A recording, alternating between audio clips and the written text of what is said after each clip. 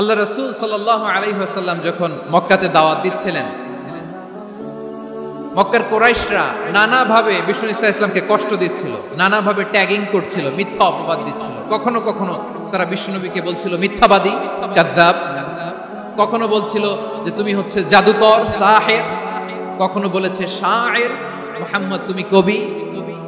কখনো বলেছে কাহেন, মুহাম্মদ তুমি গণক।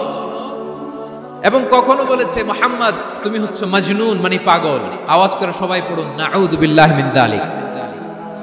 তাহলে বিশ্বনবীকে মৌলিকভাবে এই পাঁচটি অপবাদ দিয়েছে।